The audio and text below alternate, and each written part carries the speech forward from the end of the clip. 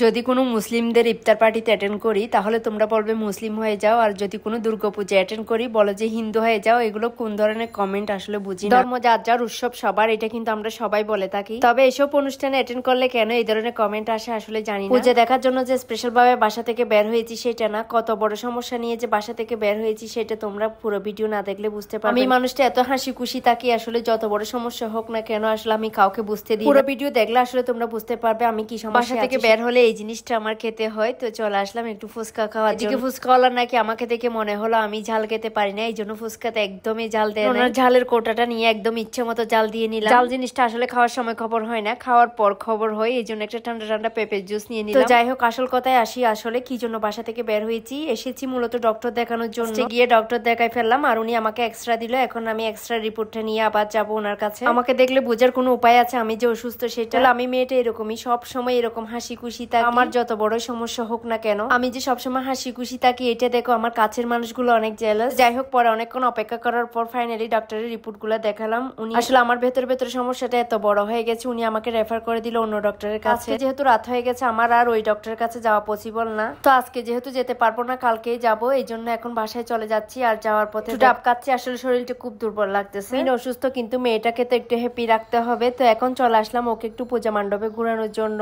যদি এখনো পুজো পুরোপুরি শুরু হয় নাই, এদিকে মানুষের ভিড়টাও কম আছে, তো ওকে একটু ভাবলাম পূজা মণ্ডপটা একটু দেখিয়ে নিয়ে যাই। জানি না আসতে পারবো কিনা। আর এই পূজা মণ্ডপে এসে এখানে দৃশ্যগুলো দেখে আসলে এত ভালো লাগছে, মানে সব অসহায় আর দরিদ্র মানুষের চিত্র তুলে ধরেছে আর কি। এখন যে এত কাছ থেকে আসলে পূজা দেখার সুযোগ হচ্ছে, মানে পুরো মণ্ডপ ঘুরতে পারতেছি। পূজার সময় কিন্তু এভাবে ঘুরা যাবে না, এত মানুষের ভিড় থাকে এখানে। তো যাই হোক, এরপর চলে আসলাম আর এদিকে হাঁটতে হাঁটতে দেখলাম এই মাছটা বিক্রি করছে। আসলে সচরাচর এখানে চট্টগ্রামের মধ্যে পাওয়া যায় না। আমি ভেবেছিলাম নিবো, পরে ভাবলাম আরেকটু যেহেতু ঘুরবো আর মাছটা নিই। অনেকের হয়তো অনেক ধরনের বড় বড় স্বপ্ন থাকে, হাজবেন্ডের সাথে এটা করবে সেটা করবে, কিন্তু আমার না এই ছোট ছোট স্বপ্নগুলোই ছিল একদম ফার্স্ট। এই যে এখন রাতের বেলায় আমরা দুইজন হাঁটতে হাঁটতে ঘুরতেছি, মানে পুরো শহর ঘুরে বেড়াচ্ছি বলতে পারো। হয়তো আমাদের কাছে বিলাসবহুল গাড়ি নাই, তবে এই যে রিক্সা টোর বা হাঁটতে হাঁটতে যাচ্ছি, এটাই আমার স্বপ্ন ছিল। অত গাড়ি বাড়ির স্বপ্ন আসলে আমার নেই। আমার জামাইয়ের সাথে যদি এরকম বাসা থেকে বের হয়, সে কোনো কিছুতে আমাকে মুখটা থামতে দিবে না। একটু পরপর খালি শুধু খাওয়ার খাওয়া, কোনো কিছু একটা খাওয়ার কথা জিজ্ঞেস করলে আমি ফার্স্টে কিন্তু না করে দিই, কিন্তু আমি না করলে সে হাতে নিয়ে বসে। তার যদি রেস্টুরেন্টে ঢুকে মেয়েকে নিয়ে সে আগে আগে রেস্টুরেন্টে ঢুকে যাবে, তো আমি কেমনে না যেয়ে পারবো। এই যেমন মিষ্টিটা না আনার জন্য তাকে আমি বারণ করেছি, তারপরে সে আমার কথা না শুনলে এই যে সামনে নিয়ে আসলো, তো কেমনে না খেয়ে পারি। তো যাই হোক, এরপর চলে আসলাম আরেকটা পূজা মণ্ডপ ঘোরার জন্য। এই মণ্ডপের কিছু ভিডিও আমি তোমাদেরকে শেয়ার করি। ওই ভিডিওতে আসলে ওই কমেন্টটা আসছে হিন্দু হয়ে যাও, সেটা তোমরা অনেকেই জানতে চেয়েছো এটা কোথায়। এটা হচ্ছে চট্টগ্রামের জেমশন হল। আমার মনে হয় এটা চট্টগ্রামের মধ্যে, মানে এই এরিয়ার মধ্যে সবচেয়ে বড় পূজা মণ্ডপ। আর এখনো যেহেতু পূজাটা শুরু হয় না, এই জন্য কিন্তু এত কাছ থেকে দেখার সুযোগ হচ্ছে। যখন পূজা শুরু হবে আর এই